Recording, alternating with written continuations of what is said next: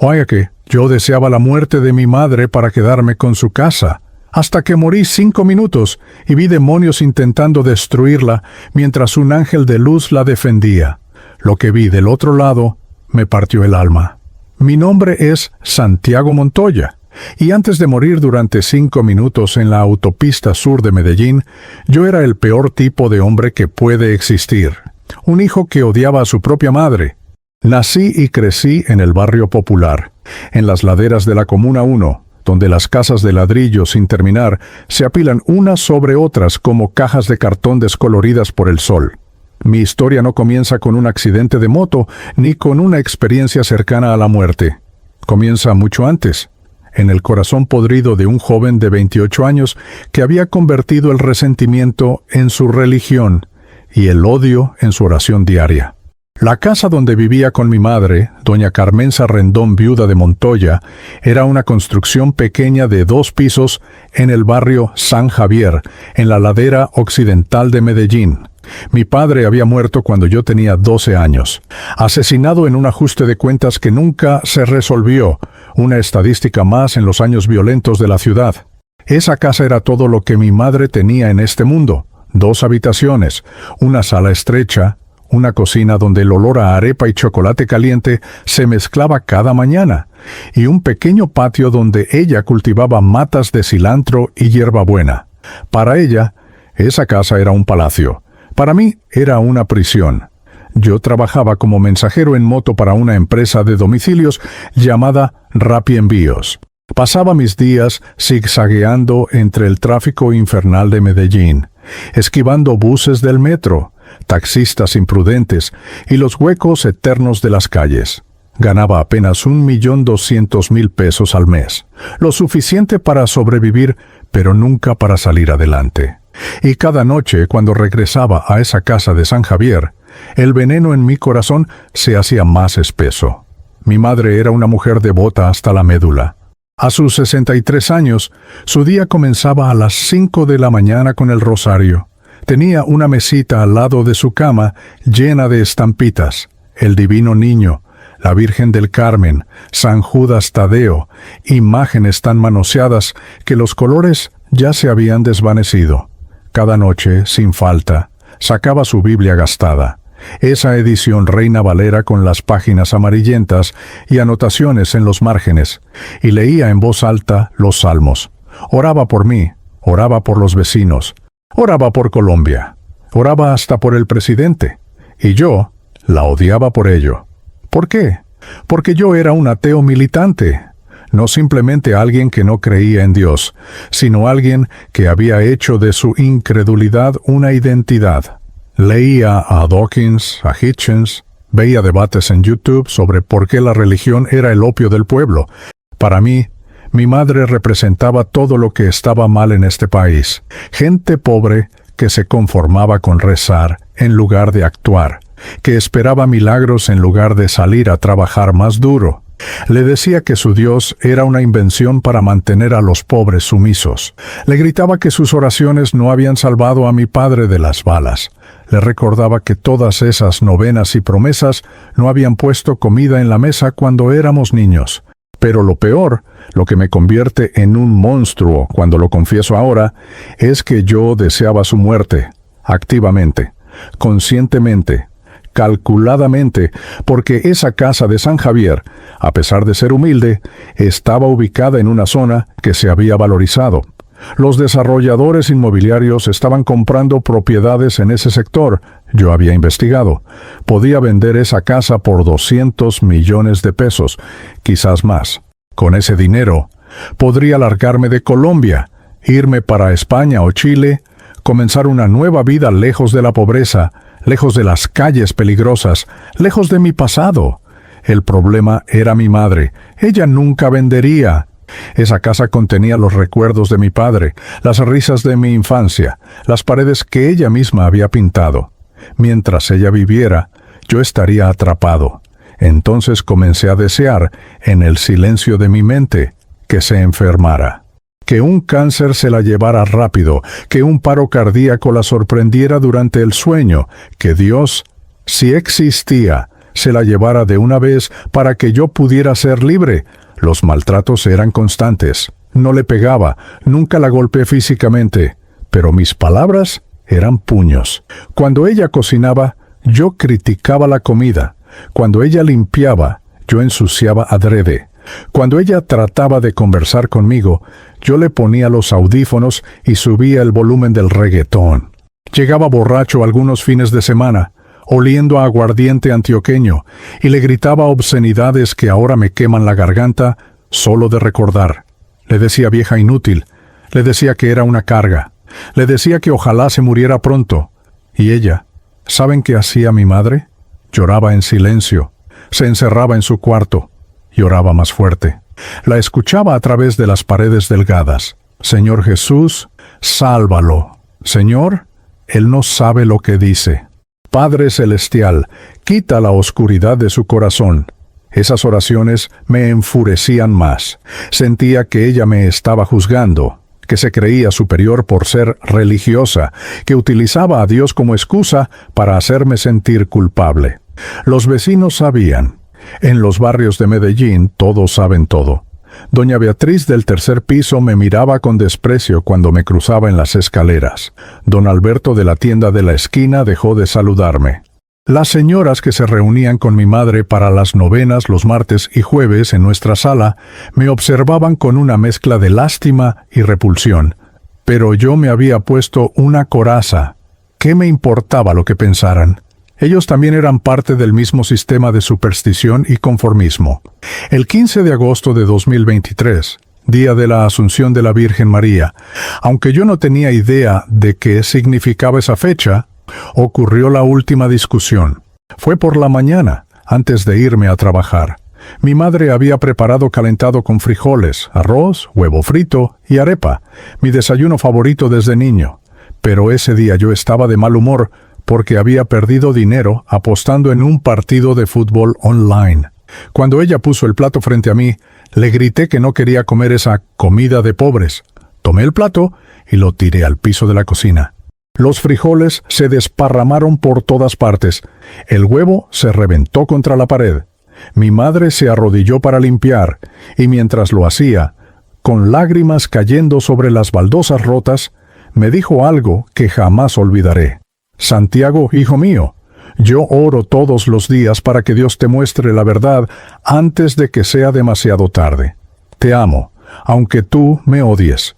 Y cuando yo ya no esté, vas a recordar este momento y te vas a arrepentir. Me reí en su cara. Le dije, apúrate en morirte entonces, vieja, para que yo pueda vender esta posilga y vivir en paz. Tomé el casco de mi moto Yamaha FZ negra, que estaba estacionada afuera, y salí dando un portazo que hizo temblar toda la casa. No sabía qué serían las últimas palabras que le diría estando vivo. No sabía que en menos de 12 horas yo estaría muerto sobre una camilla del Hospital San Vicente Fundación. Y no sabía que mi madre, esa mujer que yo despreciaba, era la única razón por la que mi alma no sería arrastrada directamente al infierno. Pero todo eso lo descubriría del otro lado, en esos 5 minutos eternos, donde la muerte me mostró la verdad que mi orgullo me había impedido ver. Esa tarde del 15 de agosto, el turno de mensajería comenzó como cualquier otro día infernal en las calles de Medellín. La aplicación de Rappi Envíos sonaba sin parar en mi celular desde las 2 de la tarde. Pedidos del centro comercial Unicentro, del barrio El Poblado, de Laureles, de todas partes de la ciudad.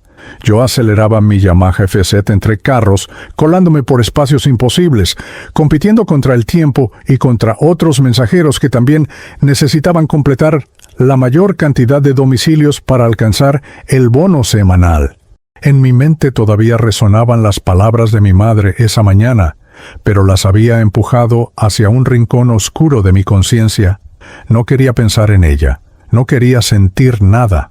Para las 8 de la noche había completado 23 domicilios. Estaba cansado, con la espalda adolorida de tanto estar encorvado sobre la moto, pero la aplicación seguía sonando. Un pedido más apareció en la pantalla. recoger un paquete en el centro comercial Santa Fe, en el sur de la ciudad, y entregarlo en una dirección del municipio de Envigado. La paga era buena, 30,000 pesos por ese solo domicilio, porque era una distancia larga y ya era tarde. Acepté sin pensarlo 2 veces. Necesitaba el dinero. Siempre necesitaba el dinero. Recogí el paquete, una caja de repuestos para computador según decía la etiqueta, y programé la ruta en mi GPS. La forma más rápida era tomar la autopista sur, esa vía de varios carriles que atraviesa Medellín de norte a sur, pasando por el famoso túnel de Oriente que conecta con el valle de Aburrá. Era una ruta que conocía bien, la había recorrido cientos de veces, pero esa noche algo era diferente. Había una sensación extraña en el aire, una opresión en el pecho que no podía explicar. Los colombianos tenemos un dicho: cuando el río suena, piedras trae. Mi abuela, que en paz descanse, decía que cuando uno siente escalofríos sin razón, es porque un ángel está pasando cerca. Yo me burlaba de esas supersticiones, pero esa noche, mientras aceleraba hacia la autopista sur, tuve ese escalofrío. Eran las 9:15 de la noche cuando entré al túnel de Oriente. Ese túnel es una obra de ingeniería impresionante, con más de 4 kilómetros de longitud, iluminado por luces amarillentas que le dan un aspecto casi irreal, como si estuvieras viajando a través de las entrañas de una bestia gigante. El tráfico estaba moderado para esa hora. Camiones de carga, buses intermunicipales, carros particulares, todos fluyendo hacia el oriente de Antioquia. Yo iba en el carril derecho, a unos 90 kilómetros por hora, con el paquete bien asegurado en el baúl trasero de mi moto. Entonces lo vi. Un camión de carga de la empresa Transportes González, uno de esos tractocamiones enormes que transportan mercancía entre ciudades, comenzó a invadir mi carril sin poner direccionales. El conductor, según supe después, se había quedado dormido al volante después de manejar 12 horas continuas desde la costa Caribe. El camión se movió lentamente pero de forma inevitable hacia mi carril, como un monstruo de metal sin conciencia. Toqué la bocina desesperadamente, frené con toda la fuerza que pude, pero era demasiado tarde. Las llantas de mi moto chirriaron contra el pavimento, el olor a caucho quemado llenó el aire. Vi las luces del túnel convertirse en líneas borrosas. El impacto fue indescriptible. La parte trasera del camión golpeó mi moto del lado izquierdo con una fuerza brutal. Sentí como si un martillo gigante me hubiera aplastado contra el suelo. La moto se desintegró debajo de mí. Piezas de metal, plástico, vidrio, todo volando en cámara lenta. Yo salí disparado por el aire, girando sin control, sin casco, porque en el impacto había salido volando. Mi cuerpo rebotó contra el pavimento 1, 2, 3 veces. Cada impacto era una explosión de dolor que recorría todo mi ser. Escuché huesos quebrándose. Sentí el sabor metálico de la sangre en mi boca. Y luego, oscuridad. No perdí la conciencia inmediatamente. Estaba tirado en medio del túnel de Oriente, viendo las luces de los carros que se detenían, escuchando gritos lejanos, sintiendo un calor extraño extendiéndose por mi pecho. Intenté moverme, pero mi cuerpo no respondía. Intenté gritar, pero no salía sonido de mi garganta. Solo podía ver el techo del túnel, esas lámparas amarillas que ahora parecían pulsar con un ritmo hipnótico. Pensé en mi madre. Por primera vez en años, pensé en ella sin rabia. Pensé en cómo la había tratado esa mañana. Pensé en que mis últimas palabras hacia ella me habían sido un deseo de muerte. Y por primera vez sentí algo parecido al remordimiento. Los paramédicos de la Cruz Roja llegaron en menos de 10 minutos, pero para mí fue una eternidad. Escuché sus voces como si vinieran desde el fondo de un pozo. Paciente masculino, aproximadamente 30 años, trauma múltiple, hemorragia masiva. Sentí que me movían, que me colocaban en una camilla, que me subían a una ambulancia. Las sirenas comenzaron a sonar, ese sonido agudo que corta la noche. Uno de los paramédicos, un hombre joven de voz tranquila, me hablaba. «Aguante, hermano, ya vamos para el hospital, aguante». pero yo sentía que me estaba hundiendo, como si cayera en un océano oscuro. En algún momento del trayecto hacia el Hospital San Vicente Fundación, ubicado en el sector de El Poblado, mi corazón se detuvo. Según el reporte médico que leí después, tuve un paro cardiorrespiratorio dentro de la ambulancia. Los paramédicos usaron el desfibrilador 2 veces. «Despejen», gritó uno de ellos.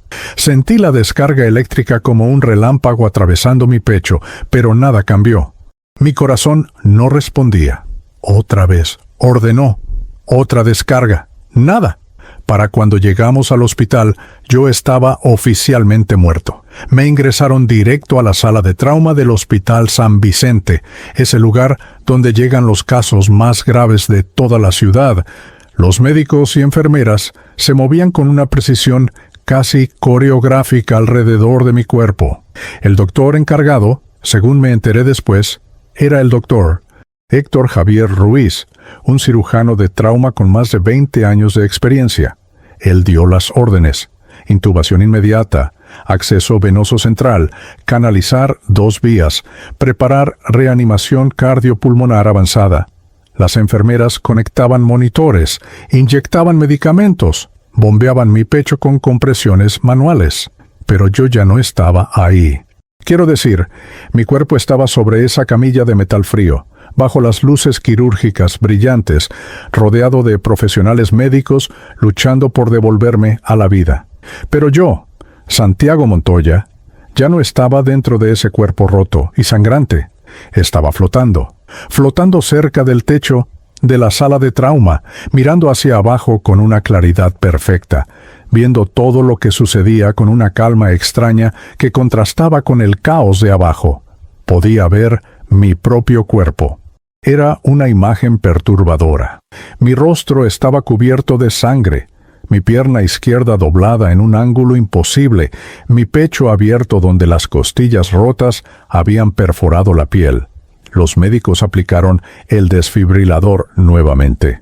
«Cargando a 300 julios», que dijo alguien. El cuerpo de Santiago, ese que ya no sentía como mío, se arqueó con la descarga. Nada. Adrenalina, 1 miligramo quad-per. Ordenó el doctor Ruiz. Las compresiones continuaban, rítmicas, desesperadas. 1, 2, 3, 4, contaba la enfermera. Desde mi posición en el techo, yo observaba sin emociones. No sentía dolor, no sentía miedo, solo una curiosidad distante, como si estuviera viendo una película sobre otra persona.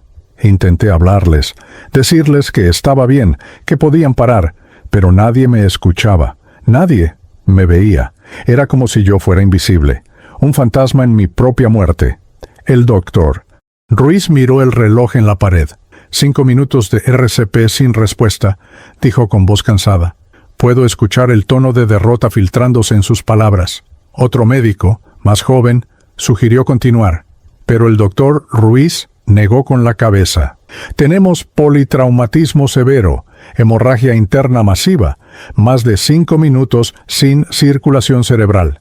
Incluso si lográramos retorno, el daño neurológico sería devastador. Su mano se movió hacia el monitor cardíaco, preparándose para apagarlo y declarar la hora de muerte oficial. Pero entonces algo cambió, no en la sala de trauma, sino en mí.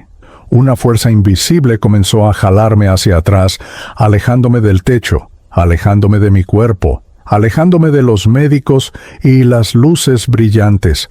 Era como si una corriente de agua me arrastrara, pero no había agua, solo oscuridad creciendo a mi alrededor. Intenté resistirme, pero era inútil. El último pensamiento coherente que tuve antes de ser arrastrado completamente fue sobre mi madre, sobre doña Carmenza en esa casa de San Javier, sin saber que su hijo acababa de morir en un hospital al otro lado de la ciudad. La sala de trauma desapareció, la luz desapareció, el sonido desapareció. Y yo caí o ascendí, ya no sabía cuál era arriba o abajo, hacia una dimensión que ningún ser humano debería ver estando muerto. El viaje había comenzado, y lo que vería a continuación rompería cada creencia que había construido, cada argumento ateo que había defendido, cada burla que le había lanzado a mi madre y su fe. Porque el mundo espiritual no es una metáfora. Es más real que cualquier cosa que podamos tocar con nuestras manos. Y yo estaba a punto de descubrirlo de la forma más aterradora posible. La oscuridad que me envolvió después de abandonar la sala de trauma del Hospital San Vicente no era como la oscuridad de una habitación sin luz. Era una oscuridad viva, pulsante, casi tangible. Si pudiera describirla, diría que era como estar sumergido en petróleo espeso, excepto que yo no tenía cuerpo físico para sentir peso o temperatura. Era solo conciencia flotando en un vacío que parecía extenderse infinitamente en todas direcciones. No había arriba ni abajo, no había tiempo medible, solo una sensación de estar suspendido en la nada. Pero entonces, tan repentinamente como había comenzado, la oscuridad se rompió. No fue un cambio gradual, sino instantáneo, como cambiar de canal en un televisor. De pronto estaba viendo algo. Una escena comenzó a materializarse frente a mí, borrosa al principio, luego cada vez más nítida. Era mi casa, la casa de San Javier donde había vivido con mi madre. Reconocí inmediatamente las paredes de color verde aguacate que ella misma había pintado años atrás, el piso de baldosas rojas y blancas que mi padre había instalado cuando yo era niño, los muebles viejos de la sala que habíamos comprado de segunda mano en el mercado de San Alejo. Pero algo estaba terriblemente mal. La atmósfera de la casa estaba transformada. Las cortinas estaban cerradas y la sala estaba llena de gente vestida de negro. Flores blancas, gladiolos y claveles estaban dispuestas alrededor de algo en el centro de la habitación. Me acerqué, o más bien fui atraído hacia esa imagen sin control sobre mi movimiento, y entonces lo vi. Un ataúd de madera simple, con manijas plateadas, estaba colocado sobre 2 mesas plegables, y dentro de ese ataúd estaba yo. Mi propio cuerpo sin vida, vestido con una camisa blanca que yo nunca había usado en vida, las manos cruzadas sobre el pecho, el rostro pálido maquillado por el embalsamador para ocultar los daños del accidente. Pero yo podía ver más allá del maquillaje. Podía ver las fracturas en mi cráneo, los huesos rotos bajo la piel, el vacío detrás de mis ojos cerrados. Era mi velorio. Estaba viendo mi propio velorio. La confusión me golpeó como una ola. ¿Cómo era posible? El accidente había ocurrido hacía apenas minutos, o eso creía yo. Pero aquí estaba, aparentemente días después, con todo preparado para mi funeral. Más tarde entendería que en esa dimensión espiritual el tiempo no funciona como en el mundo físico. Lo que para los médicos habían sido 5 minutos de paro cardíaco, en el plano espiritual había sido suficiente para que yo fuera transportado a ver eventos futuros, presentes y pasados simultáneamente. Era como si el tiempo se hubiera doblado sobre sí mismo. Las sillas de la sala estaban ocupadas por vecinos del barrio. Reconocí a doña Beatriz del 3er piso, a don Alberto de la tienda, a las señoras que venían a rezar el rosario con mi madre. Había primos lejanos que no veía desde años, compañeros de trabajo de Rapienvíos con sus uniformes naranjas, incluso el sacerdote de la parroquia San Javier, el padre Gonzalo, estaba sentado cerca del ataúd con su sotana negra y su Biblia en las manos. Todos hablaban en susurros, esas conversaciones respetuosas que la gente tiene en los velorios. Tan joven, qué tragedia. Era el único hijo de doña Carmenza, pobrecita. Y allí estaba ella, mi madre. Doña Carmenza Rendón, viuda de Montoya, estaba sentada en la primera fila, directamente frente al ataúd, con un vestido negro que yo nunca le había visto antes. Su rostro estaba destruido por el dolor. Las lágrimas corrían sin parar por sus mejillas arrugadas, cayendo sobre sus manos que sostenían un rosario de cuentas blancas. Sus labios se movían constantemente en oración silenciosa, pero de vez en cuando soltaba un gemido quebrado que hacía que las otras mujeres se acercaran a consolarla. «Mi hijito», susurraba ella mirando el ataúd, «mi Santiago, mi niño». Cada palabra era como un cuchillo atravesándome, si es que un espíritu puede ser atravesado. Intenté hablarle. «Mamá, estoy aquí», Grité con toda la fuerza de mi voluntad, pero no salió sonido. Intenté tocarla, poner mi mano en su hombro como hacía cuando era niño, y ella estaba triste. Mi mano pasó a través de ella como si fuera humo. Ella no sintió nada. Nadie en esa sala podía verme ni escucharme. Yo era un fantasma en mi propio funeral, forzado a observar el dolor que mi muerte había causado, especialmente a la única persona que siempre me había amado incondicionalmente. El padre Gonzalo comenzó a dirigir una oración. Padre nuestro que estás en los cielos. Empezaron todos a rezar al unísono. Las voces se mezclaban en un murmullo monótono que llenaba la sala. Mi madre rezaba con más intensidad que nadie, sus labios moviéndose rápidamente, las lágrimas cayendo sobre el rosario, y entonces vi algo que heló mi alma incorporal hasta el núcleo. Había algo más en esa sala, algo que los vivos no podían ver, entidades, figuras oscuras que no pertenecían a este mundo. Al principio pensé que eran sombras proyectadas por las velas que ardían alrededor del ataúd, pero las sombras no se mueven con intención. Las sombras no tienen ojos, y estas cosas tenían ojos rojos brillantes que parecían carbones encendidos en la oscuridad. Había 3 de ellas, o al menos 3 que yo podía contar inicialmente. Eran humanoides en su forma básica, con algo parecido a brazos, piernas y cabeza, pero distorsionados, grotescos. Sus cuerpos parecían hechos de humo negro y denso que constantemente cambiaba de forma. Nunca sólido, siempre moviéndose.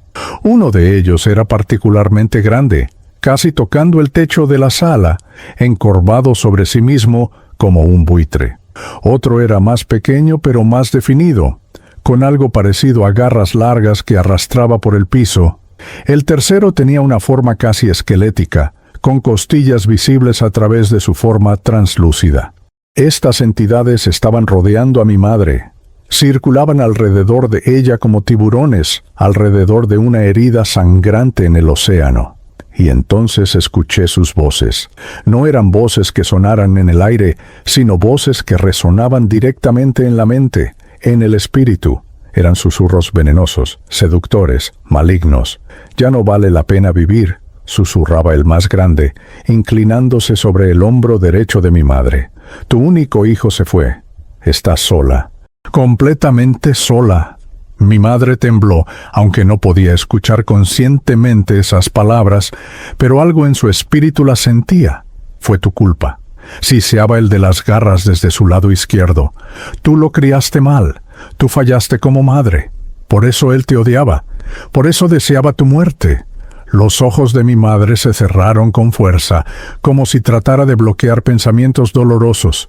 «Dios te abandonó», susurraba el esquelético desde atrás, sus dedos huesudos casi tocando la cabeza de mi madre. «Oraste por él todos los días y mira cómo terminó, muerto en la calle como un perro. ¿Dónde estaba tu Dios? ¿Dónde estaba Jesús cuando tu hijo te maldecía? Tu fe es una mentira».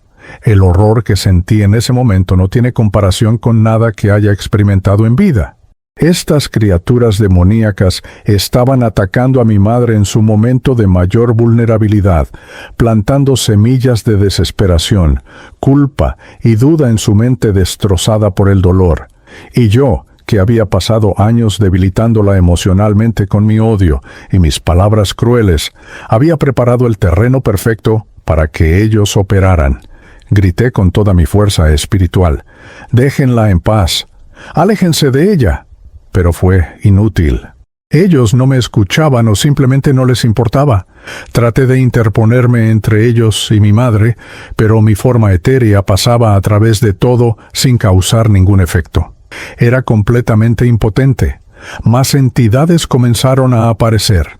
2 más emergieron de las esquinas oscuras de la sala, atraídas como moscas a la carne podrida. Una tenía ojos múltiples distribuidos caóticamente por toda su forma amorfa. La otra parecía una figura femenina distorsionada, con cabello largo que se movía como serpientes. Todas convergían hacia mi madre, todas susurrando, todas inyectando veneno espiritual en su mente vulnerable. «Toma las pastillas de dormir, todas las que tienes en el botiquín». Os sugería una. Sería tan fácil, tan rápido, y el dolor acabaría. Mi madre negó con la cabeza ligeramente, aunque no sabía por qué lo hacía. Algo en ella estaba resistiendo. «Oh, maldice a Dios», demandaba otra. «Escupe sobre tu Biblia, rompe ese rosario, reniega de todo en lo que creíste, no sirvió de nada». Las manos de mi madre apretaron el rosario con más fuerza, tanto que sus nudillos se pusieron blancos. Vi a otras personas en la sala, los vecinos, los familiares, y me di cuenta con pavor que ellos también estaban siendo acechados por entidades similares, aunque en menor cantidad y con menos intensidad.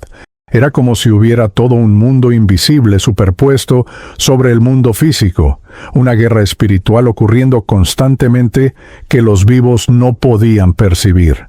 Pero mi madre era el objetivo principal en esa sala.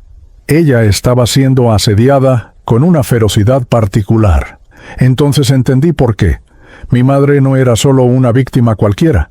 Ella era una guerrera de oración. Durante décadas había estado en las trincheras espirituales, intercediendo, adorando, declarando la palabra de Dios sobre su familia y su comunidad. Ella representaba una amenaza para el reino de las tinieblas. Y ahora, en su momento de mayor debilidad, ellos veían la oportunidad perfecta para destruirla, para hacer que renunciara a su fe, para arrastrarla al mismo abismo de desesperación donde yo había vivido. Y lo peor, lo absolutamente más devastador, era darme cuenta de que yo había sido su cómplice. Cada insulto que le lancé, cada palabra cruel, cada vez que me burlé de su fe, yo estaba debilitando sus defensas espirituales. Yo estaba facilitando el trabajo de estas entidades demoníacas. Mi odio había sido una herramienta en manos de fuerzas que yo juraba que no existían. Lo siento, mamá. Lloré sin lágrimas, porque los espíritus no pueden llorar. Lo siento tanto. Perdóname, por favor, resiste, no los dejes ganar. Pero ella no podía escucharme. Estaba sola en su batalla, rodeada de enemigos invisibles, con solo su fe maltratada como escudo. Los demonios intensificaron su ataque. El aire en la sala, aunque los vivos no lo notaban, se volvió sofocante con maldad pura. Entonces, justo cuando pensé que mi madre cedería, cuando vi sus hombros comenzar a caer en derrota total, cuando el demonio más grande extendió su garra hacia su pecho para arrancar toda esperanza de su corazón, sucedió algo imposible. El techo de la casa se abrió. El techo de la casa de San Javier se abrió. No se rompió ni se desintegró. Simplemente dejó de existir, como si una mano invisible hubiera apartado un velo. Y lo que vi más allá de ese techo desaparecido me dejó paralizado en un asombro tan profundo que si hubiera tenido cuerpo físico habría caído de rodillas. Había otra dimensión superpuesta sobre nuestro mundo, un reino que existía simultáneamente, pero invisible a los ojos mortales. Y ese reino estaba lleno de luz. No era la luz del sol ni de las lámparas eléctricas. Era una luz viva, consciente, que parecía tener peso y sustancia. Desde esa apertura celestial comenzó a descender una columna de resplandor tan brillante que incluso en mi forma espiritual tuve que desviar la mirada.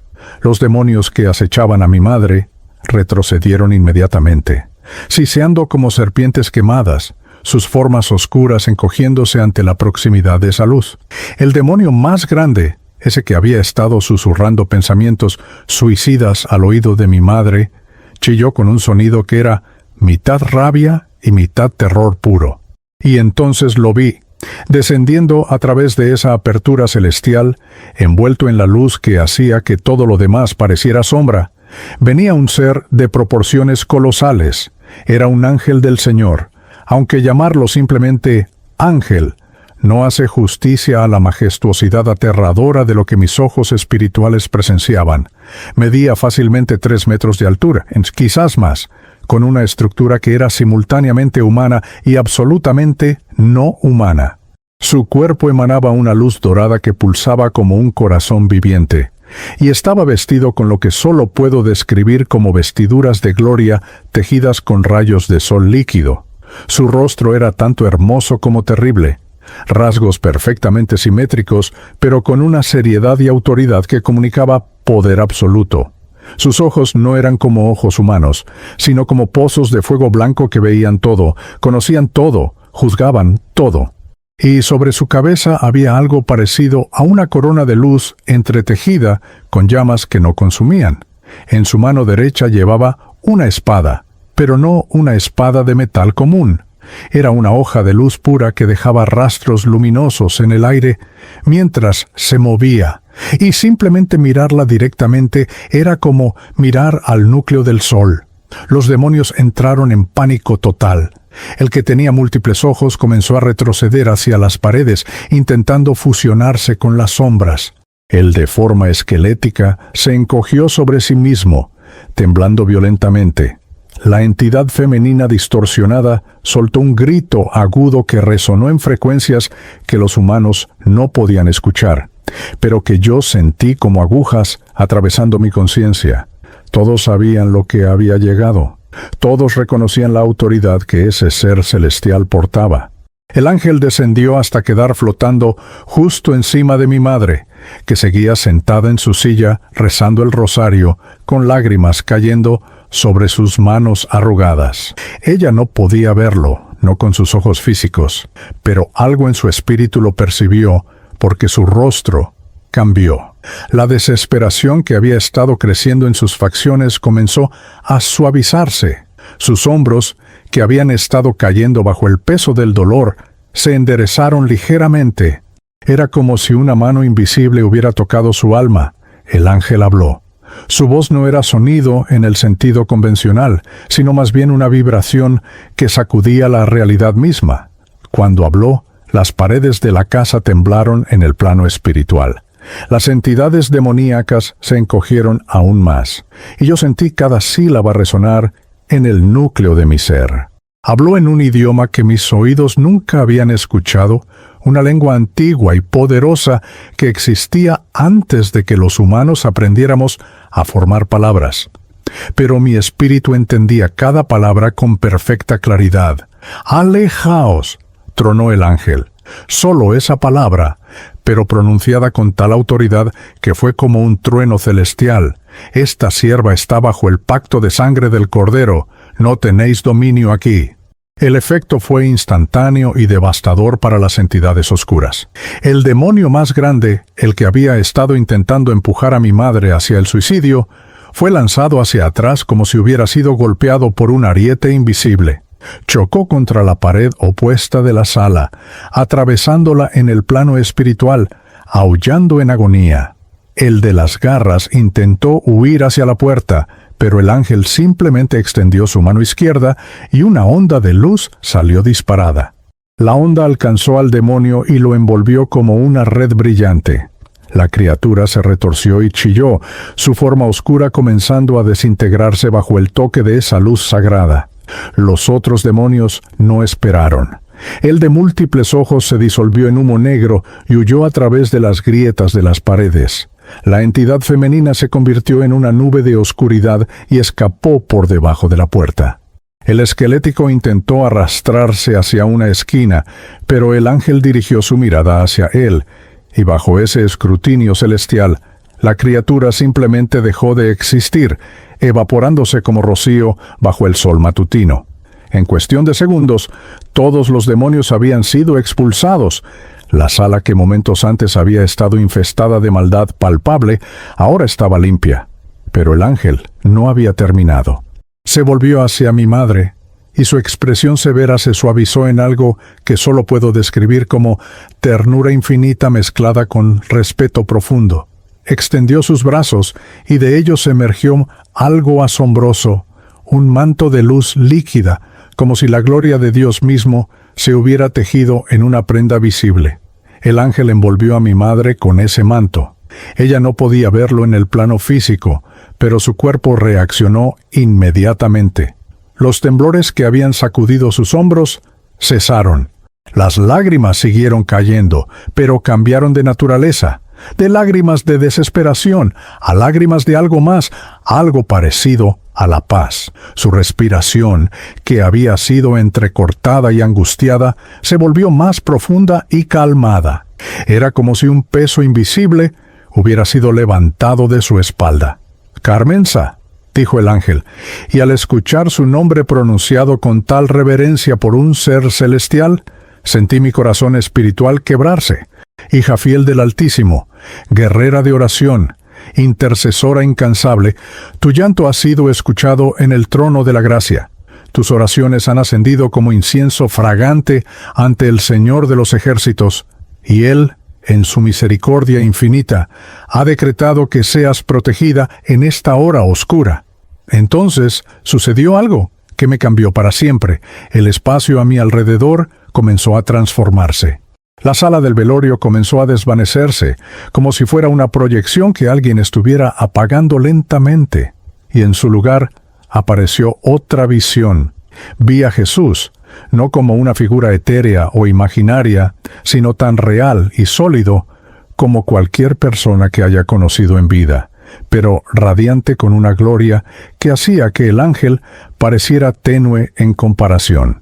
Jesús estaba de pie frente a mí, y sus ojos me miraban con una intensidad que penetraba cada rincón de mi alma. No eran ojos de condenación, aunque yo merecía condenación. Eran ojos de verdad absoluta, de amor doloroso, de justicia perfecta mezclada con misericordia incomprensible.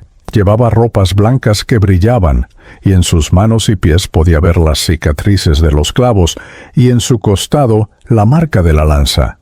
Esas heridas también brillaban, pero con una luz roja como rubíes líquidos. «Ecrom Santiago», dijo Jesús, y su voz era como aguas que fluyen, como el sonido de muchas voces hablando en perfecta armonía. «Mira lo que no pudiste ver con ojos mortales». Levantó su mano y el espacio a nuestro alrededor se transformó nuevamente. Vi escenas de mi vida reproduciéndose como en una película tridimensional que me rodeaba completamente. Pero no eran solo escenas de mi vida, eran escenas de mi vida con una capa adicional de realidad que yo nunca había percibido. Vi el reino espiritual superpuesto sobre cada momento de mi existencia. Vi a mi madre orando por mí cuando yo tenía 5 años, después de que me hubiera caído de un árbol. En el plano físico, yo solo recordaba que ella me había consolado y curado mis raspones, pero ahora veía que mientras ella oraba, ángeles habían descendido y habían puesto sus manos sobre mi cuerpo pequeño, acelerando la sanación, protegiendo mis huesos de fracturas que deberían haber ocurrido. Vi a mi madre orando por mí cuando yo tenía 15 años y había comenzado a juntarme con pandillas del barrio. En el mundo físico, yo pensaba que había tenido suerte de nunca involucrarme realmente en la violencia, pero ahora veía que cada vez que un pandillero intentaba reclutarme, había ángeles bloqueando el camino, creando coincidencias que me alejaban del peligro. Vi a mi madre orando por mí cuando yo tenía 22 años y caí en depresión severa, cuando por primera vez pensé en el suicidio. Recordaba esa noche oscura cuando estuve sentado en el borde del puente de la Madre Laura, mirando el río Medellín abajo, calculando si la caída sería suficiente para matarme. Lo que no sabía era que mi madre, en ese exacto momento, había despertado de su sueño con mi nombre en sus labios, y había caído de rodillas orando en guerra espiritual. Y mientras ella oraba, vi ángeles literalmente jalándome hacia atrás desde ese puente, poniendo pensamientos en mi mente sobre razones para vivir, creando una distracción cuando mi celular sonó con una llamada de trabajo. Cada oración, dijo Jesús, cada lágrima, cada vez que ella clamó mi nombre sobre ti, construyó muros de protección alrededor de tu vida. Tú viviste hasta los 28 años, no por suerte ni por coincidencia. Viviste porque una madre fiel intercedió sin cesar, incluso cuando tú la maldecías, incluso cuando deseabas su muerte, incluso cuando la trataste con crueldad que haría llorar a las piedras. Me mostró más escenas. Vi todas las veces que debería haber muerto, pero no lo hice. El tiroteo en el barrio, cuando una bala perdida pasó a centímetros de mi cabeza. El robo del que fui víctima donde el ladrón tenía un arma, pero inexplicablemente decidió no disparar. Los accidentes de moto menores que tuve a lo largo de los años, cada uno de los cuales podría haber sido fatal, pero nunca lo fue. Y en cada escena veía la intervención angelical, y detrás de cada intervención veía a mi madre de rodillas con su Biblia abierta y su rosario en mano. Mientras tú eras un hijo cruel, continuó Jesús, y sus palabras eran como espadas cortando mi alma, ella era una guerrera valiente. Mientras tú te burlabas de su fe, ella estaba ganando batallas en lugares que tú ni siquiera sabías que existían. Mientras tú contabas los días esperando su muerte, ella estaba pagando el precio en oración para extender tus días. Vi el registro completo de mi maldad. Cada insulto, cada palabra cruel, cada momento de desprecio, todo estaba grabado con perfecta claridad. Y al lado de cada acto mío de odio, vi un acto correspondiente de ella de intercesión. Era el contraste más devastador imaginable.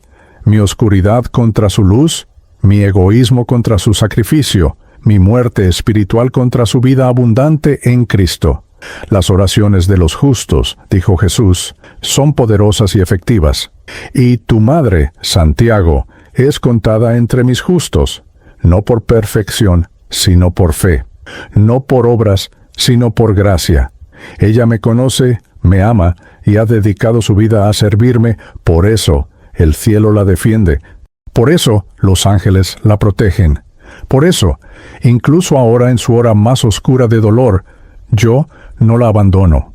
Entonces Jesús me mostró algo que me rompió completamente. Me mostró el libro de registros celestial, donde estaban escritas todas las oraciones que mi madre había hecho por mí. Era un libro literal, enorme, con páginas que brillaban con luz dorada. Página tras página, llenas de registros de sus intercesiones, oraciones de la madrugada, oraciones en el bus camino al trabajo, oraciones mientras cocinaba, oraciones mientras limpiaba, oraciones susurradas, oraciones gritadas, oraciones en tiempos de gozo y en tiempos de angustia, miles y miles de oraciones, todas registradas, todas escuchadas, todas poderosas ante el trono de Dios. Este que honré, dijo Jesús tocando el libro, es el legado de una madre que amó a su hijo incluso cuando su hijo la odiaba. Y por esto, por esta fidelidad inquebrantable, ella tiene acceso al ejército del cielo. Por esto, cuando los demonios intentan destruirla, yo envío mis ángeles más poderosos a defenderla, porque ella es mía, y yo cuido de los míos. Caí, o lo que sea que un espíritu hace cuando ya no puede sostenerse bajo el peso de la verdad revelada. Por primera vez desde que muriera, sentí algo parecido a un dolor físico, pero era un dolor del alma, un remordimiento tan profundo que penetraba hasta el fundamento mismo de mi existencia. ¿Qué he hecho? Logré susurrar. Dios mío, ¿qué he hecho? Jesús me miró y en sus ojos vi tanto la respuesta a mi pecado como la posibilidad de redención, y entonces dijo las palabras que cambiarían mi eternidad. Santiago Montoya, ¿no es tu hora de quedarte aquí? Te envío de regreso, pero no regresas como el mismo hombre. Regresas como un testigo de la verdad que has visto. Regresas para honrar a tu madre, para proclamar mi nombre, y para advertir a otros sobre el precio del orgullo y el poder de la oración fiel. Paz. Y con esas palabras, todo comenzó a desvanecerse. La visión, el ángel, la sala del velorio, todo se disolvió en luz blanca pura. Y yo comencé a caer, o subir, de regreso hacia mi cuerpo, que yacía en una camilla de hospital en Medellín, Colombia. El milagro estaba a punto de comenzar. El retorno fue violento. No fue un despertar suave ni gradual, como cuando uno se levanta de una siesta tranquila. Fue como ser lanzado desde un avión sin paracaídas y estrellarse contra la tierra a velocidad terminal. Un segundo estaba en la presencia de Jesús, envuelto en luz celestial y verdad revelada, y al siguiente estaba siendo aplastado de regreso dentro de un cuerpo roto que no quería recibirme. El dolor fue instantáneo y abrumador. Cada nervio de mi cuerpo explotó en agonía simultánea. Sentí las costillas fracturadas clavándose en mis pulmones, el cráneo partido pulsando con cada latido del corazón que acababa de reiniciarse, la pierna izquierda gritando por huesos que se habían astillado en el impacto. Mis ojos se abrieron de golpe. Las luces quirúrgicas del Hospital San Vicente Fundación me cegaron. El tubo de intubación en mi garganta me hizo sentir como si me estuviera ahogando. Intenté arrancarlo con mis manos, pero alguien me sujetó los brazos. Voces gritaban a mi alrededor en español rápido y urgente. «¡Está despierto! ¡Dios mío! ¡Está despierto!». Signos vitales estabilizándose. «Doctor Ruiz, venga rápido. Tiene que ver esto». Intenté gritar, pero el tubo bloqueaba mi garganta. Solo salió un sonido gutural, animal, desesperado. El doctor Héctor Javier Ruiz apareció sobre mí, su rostro mostrando una expresión que nunca había visto en un médico, shock absoluto mezclado con incredulidad. Había estado en el hospital cuando declararon mi muerte inminente, 5 minutos atrás. Había sido él quien casi había apagado el monitor cardíaco para registrar mi hora de fallecimiento, y ahora estaba mirándome con los ojos de alguien que acaba de presenciar algo que su entrenamiento médico le dice que es imposible. «Santiago, cálmese, cálmese», decía mientras una enfermera preparaba sedantes. «Está en el hospital. Tuvo un accidente, pero está vivo. Vamos a sacarle el tubo. Necesito que deje de luchar». Pero yo no podía calmarme. Lo único que llenaba mi mente era la imagen de mi madre, de doña Carmenza, llorando en ese velorio futuro que había presenciado, de los demonios acechándola, del ángel defendiéndola, de Jesús mostrándome el libro de sus oraciones. Necesitaba verla, necesitaba pedirle perdón. Necesitaba decirle que todo lo que había visto era real, que ella había estado correcta todo este tiempo, que yo había estado ciego y sordo y muerto espiritualmente. Me tomó a 3 enfermeras y un residente mantenerme quieto mientras el doctor Ruiz extraía cuidadosamente el tubo de intubación. Cuando finalmente salió, tosí violentamente, escupiendo sangre y fluidos. Mi garganta ardía como si hubiera tragado vidrio. Pero tan pronto como pude formar palabras, empecé a gritar: «¡Mi mamá! ¡Mi mamá! ¿Dónde está mi mamá? Carmenza, necesito a mi mamá». Las palabras salían entrecortadas, desesperadas, como las de un niño perdido en un mercado. «Su madre está en camino», dijo una de las enfermeras, una mujer mayor con ojos amables llamada Teresa, según su placa de identificación. «La policía la contactó hace 1 hora. Ella viene desde San Javier. 1 hora». En mi experiencia espiritual, habían pasado días, había visto mi propio velorio, pero en el tiempo real del Hospital San Vicente apenas había pasado poco más de 1 hora desde que me ingresaron. El tiempo en el reino espiritual operaba en dimensiones completamente diferentes. Los siguientes minutos fueron un torbellino de actividad médica. Me hicieron radiografías, tomografías, análisis de sangre. Conectaron más monitores, ajustaron medicamentos intravenosos, verificaron mis signos vitales una y otra vez, como si no pudieran creer lo que los instrumentos les mostraban. Escuché al doctor Ruiz hablando con otros médicos en el pasillo, su voz llena de asombro profesional. 5 minutos y 23 segundos de paro cardíaco, sin circulación cerebral durante todo ese tiempo.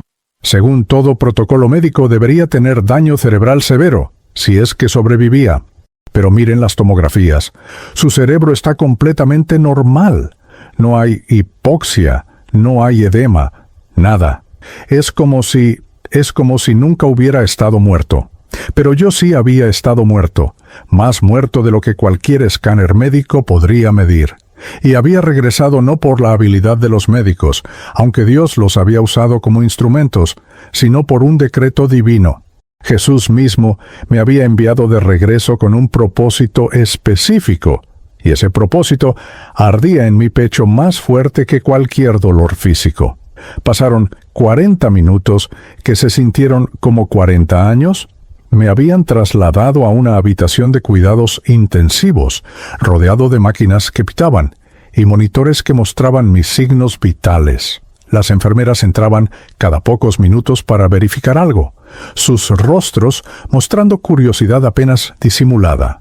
Claramente la noticia de mi resurrección se había esparcido por el hospital. Escuché a 2 residentes jóvenes hablando en el pasillo. Dicen que el tipo estuvo técnicamente muerto por más de 5 minutos. Eso es imposible sin daño cerebral. Pues ve tú y díselo a él. Está completamente consciente y coherente. Entonces escuché su voz, la voz de mi madre atravesando el pasillo del hospital, quebrada por el llanto y el pánico. ¿Dónde está mi hijo? ¿Dónde está Santiago? Me dijeron que hubo un accidente, por favor. ¿Dónde está? Mi corazón, ese órgano que había dejado de latir y había sido milagrosamente reiniciado, comenzó a acelerarse. Los monitores empezaron a pitar más rápido. Una enfermera asomó la cabeza. ¿Su madre está aquí? ¿Quiere verla? Asentí con la cabeza, incapaz de hablar por el nudo en mi garganta. Doña Carmenza Rendón, viuda de Montoya, entró a esa habitación de cuidados intensivos con el rostro destruido por las lágrimas. Llevaba el mismo vestido floreado que tenía puesto esa mañana cuando yo le había tirado el desayuno al piso. Su cabello gris estaba despeinado, señal de que había salido corriendo de la casa sin siquiera mirarse al espejo. Sus ojos, rojos e hinchados, me encontraron inmediatamente. Por un segundo se quedó congelada en la puerta, como si no pudiera creer que yo estaba vivo y despierto. Luego soltó un grito de alivio mezclado con angustia y corrió hacia la cama. «Mijito, mi Santiago, gracias a Dios, gracias a Dios». Sus manos temblaban mientras tocaban mi cara, verificando que yo era real. Las lágrimas caían sobre mis mejillas, mezclándose con las mías. Y entonces hice algo que no había hecho en más de 10 años. Algo que el Santiago de esa mañana jamás habría hecho. Algo que el ateo, orgulloso y cruel que fui, habría considerado una debilidad imperdonable. Me deslicé fuera de la cama, ignorando el dolor explosivo en mi pierna rota, ignorando los gritos de alarma de las enfermeras, ignorando los cables y tubos que me conectaban a las máquinas. Caí de rodillas en el piso frío del hospital frente a mi madre. Mis manos se aferraron al borde de su vestido floreado, ese vestido humilde que probablemente había comprado en el mercado de San Alejo por unos pocos miles de pesos, y rompí. «Perdóname», sollozaba, las palabras saliendo entre gemidos incontrolables. «Mamá, perdóname, perdóname por todo, por cada insulto, por cada palabra cruel, por cada vez que te traté como basura. Perdóname por desear tu muerte, perdóname por burlarme de tu fe. Perdóname, mamá, por favor, perdóname». Mi frente tocó el piso del hospital, una postura de completa humillación y arrepentimiento. Yo morí, mamá, morí de verdad. Y vi todo. Vi los demonios tratando de destruirte. Vi al ángel de Dios defendiéndote. Vi a Jesús, vi cada oración que hiciste por mí. Vi que todo era real. Todo, mamá. Tu Dios es real. Tu fe es real. Y yo fui un hijo maldito que no merecía ni un minuto de tus oraciones. Pero tú oraste por mí de todas formas. Mi madre cayó de rodillas junto a mí, rodeándome con sus brazos, llorando sobre mi cabeza como había llorado cuando yo era niño y me caía o me lastimaba. Pero estas lágrimas eran diferentes. Eran lágrimas de intercesión respondida, de años de oración que finalmente habían roto el corazón de piedra de su hijo. «Está bien, mijito», susurraba ella. «Está bien. Dios te trajo de vuelta». Él respondió mis oraciones. Él siempre responde. Las enfermeras no sabían qué hacer. El doctor Ruiz había entrado corriendo al escuchar la conmoción y se quedó parado en la puerta, mirando la escena de madre e hijo arrodillados en el piso llorando, y algo en su rostro se ablandó. Él también era colombiano. Él también había sido criado en un hogar católico donde las madres oraban, y estaba presenciando algo que su mente científica no podía explicar, pero su corazón colombiano entendía perfectamente. Me ayudaron a volver a la cama. Mi madre no soltó mi mano ni por un segundo, y allí, en esa habitación de hospital que olía a desinfectante y muerte esterilizada, le conté todo. Le conté sobre el accidente, sobre flotar fuera de mi cuerpo, sobre ver mi propio velorio, sobre los demonios que la rodeaban susurrando mentiras. Le conté sobre el ángel colosal que descendió del cielo, sobre cómo expulsó a esas entidades con una sola palabra, sobre el manto de luz que la envolvió. Y le conté sobre Jesús, sobre cómo me mostró el libro de sus oraciones, sobre cómo cada intercesión suya había construido muros de protección angelical alrededor de mi vida que yo ni siquiera sabía que existían. Ella lloraba y reía al mismo tiempo, alabando a Dios en voz alta. Gloria a ti, Señor Jesús, gloria a tu nombre. Yo sabía que no me habías abandonado. Sabía que estabas trabajando en mi hijo. Sacó su rosario del bolsillo de su vestido, ese mismo rosario de cuentas blancas que yo había visto en su mano durante el velorio espiritual, y comenzó a orar el Ave María, con voz temblorosa pero llena de gozo. Los días siguientes en el Hospital San Vicente fueron un testimonio continuo del poder milagroso de Dios. Los médicos no podían explicar mi recuperación. Las fracturas en mi cráneo comenzaron a sanar a una velocidad que desafiaba la medicina convencional. Mi pierna, que había requerido cirugía para insertar placas de metal, mostró consolidación ósea en una semana cuando debería haber tomado meses. El doctor Ruiz me confesó en privado: Elia, Santiago, yo he sido médico por 23 años. He visto casos que no puedo explicar, pero usted es el primero que me hace querer volver a la iglesia donde mi madre me llevaba cuando era niño. Salí del hospital 18 días después del accidente, caminando con muletas, pero vivo, consciente, transformado. Mi madre me llevó de regreso a la casa de San Javier, esa casa que yo había despreciado y que ahora veía como el palacio que siempre había sido. Ella había convertido mi habitación en un santuario de acción de gracias, con flores frescas y una imagen del Sagrado Corazón de Jesús que brillaba con una vela encendida. Pero yo no podía simplemente volver a la vida normal. Jesús me había dado una misión, y esa misión ardía en mi alma como fuego santo. Renuncié a mi trabajo de mensajería, vendí mi moto, o lo que quedaba de ella después del accidente, y comencé a hacer lo único que sabía que debía hacer: contar mi testimonio. Empecé en las plazas de Medellín, el Parque de Bolívar, el Parque de los Pies Descalzos, cualquier lugar donde la gente se reuniera. Me paraba con muletas y compartía mi historia. Al principio la gente pasaba de largo, pensando que era otro loco más de los muchos que gritan en las calles de Colombia.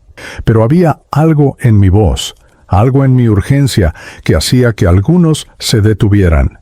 Y cuando contaba sobre los 5 minutos que estuve muerto, sobre los demonios y el ángel, sobre el libro de oraciones de mi madre, las personas lloraban.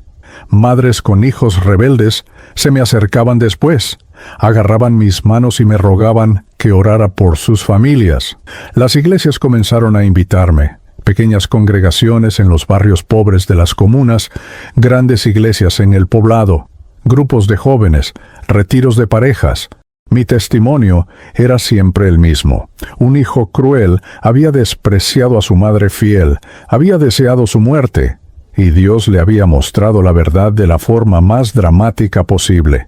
Era una advertencia sobre el mandamiento de honrar padre y madre. Era una revelación sobre el poder de la oración intercesora. Era una proclamación de que el mundo espiritual es tan real como el físico y que nuestras acciones tienen consecuencias eternas.